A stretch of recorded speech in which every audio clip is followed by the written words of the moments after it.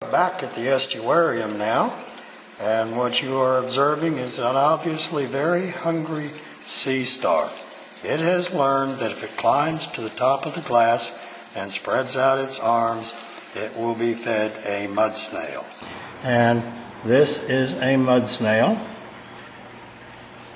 Say goodbye, mud snail. I'm going to offer it to the sea star here. And what you should observe is its little feet or legs that are on its arms grasp the mud snail and wrap it in an embrace if it is hungry. If it is not hungry, and if it's not, I don't know why it's up at the surface like this, it will let it fall through. It has not yet grasped. Now it's starting to. I'm seeing the little tiny legs start to grasp onto the shell.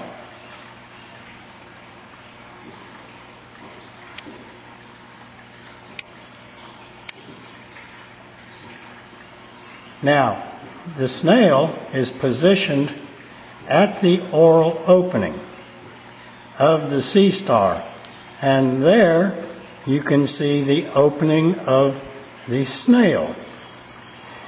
And what the sea star is going to do is it is going to turn the snail in its grasp. It will turn it in its grasp, bringing the opening to the snail, where you see its foot right there.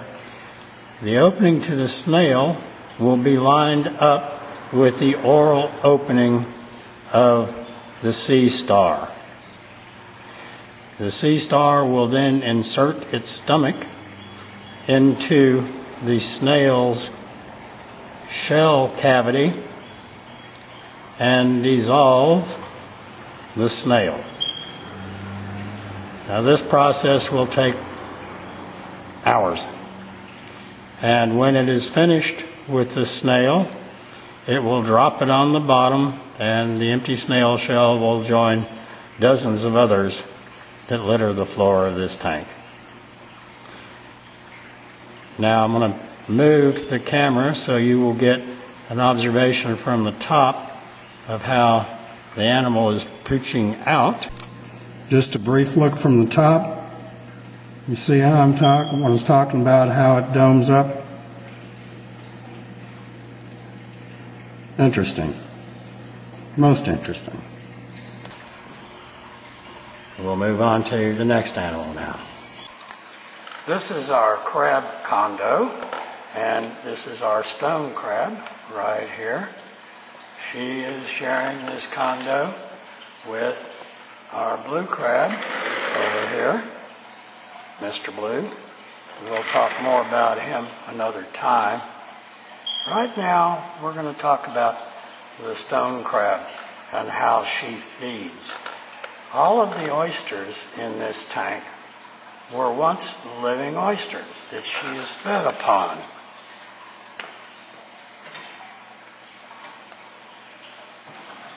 These pieces here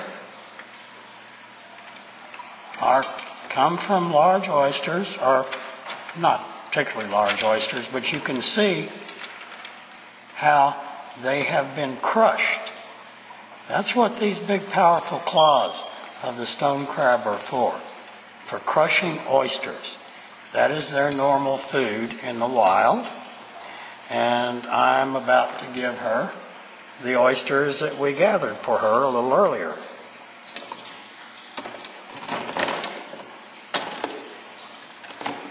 This is that group of oysters I'm going to put in the tank now.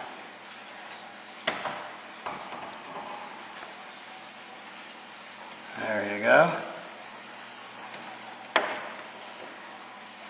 Now, we are not going to observe her feed immediately. What she is she's checking out. Let's just see what she does for a moment. See if she does go after them immediately.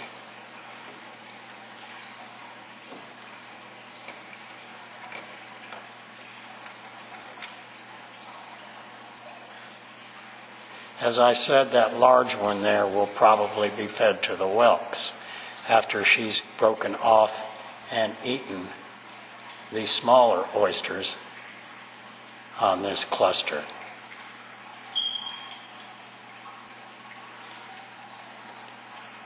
Very interesting how these animals move. With 8 legs and 2 claws, they are extremely coordinated. It's almost a ballet to watch them sometimes. They're quite beautiful in their movement and how they coordinate everything.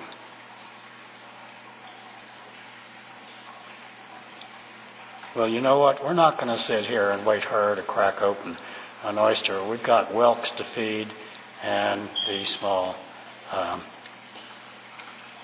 horse conch also. So we're going to go feed the whelks now. We are now at the knobbed whelk tank. At the center of the frame, you will find one of our knobbed whelks, and we will pan over, and there is a second one. Now between these two, they have eaten that clam right there, along with all of the other clams and oysters you see in this tank. And they've eaten them in about the last year or so. Now, not going to be a whole lot of action here. All I'm going to do is I'm going to take that cluster of oysters that we collected for these guys and put it down in the tank. It may be tomorrow, it may be 2 or 3 days before they move to eat. They are among nature's most energy efficient creatures. Let me go ahead and get this cluster.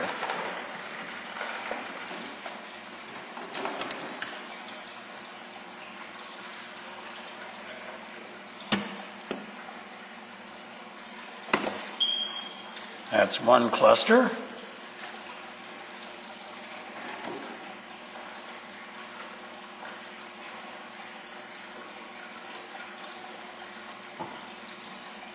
There is a second cluster.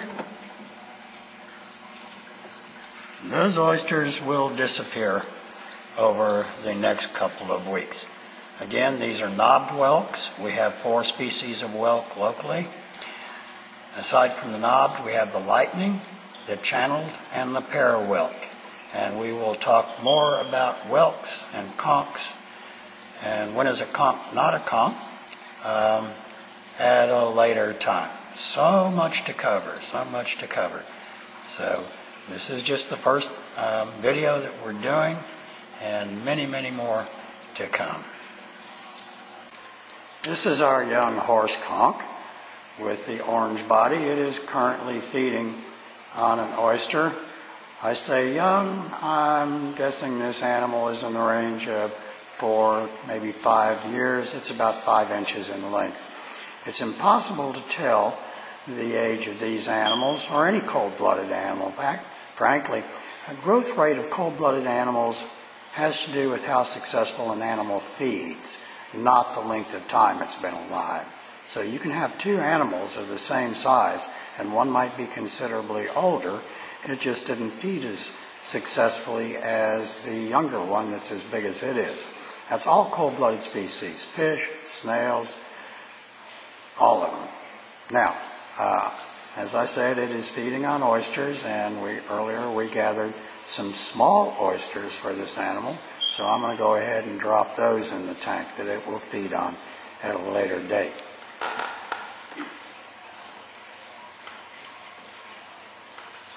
This is one of those clusters of the smaller oysters.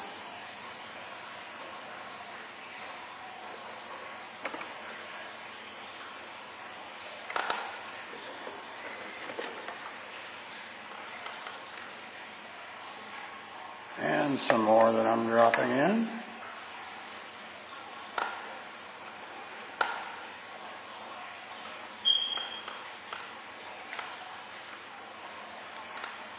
Also in this tank, over here in the corner, is a striped hermit crab. Hermit crabs do not build shells. Snails build shells that hermit crabs can then move into. We'll also be talking more about hermit crabs at some point in the future. Now, I think that's pretty much going to do it for this video. So this is the first video that we've done, and there are going to be many, many more, and hoping that you'll be joining us as one of our friends to keep up with what's going on at the estuarium and in our wild estuarine environment in the future. Signing off, this is Estuarium Curator Bob Bender.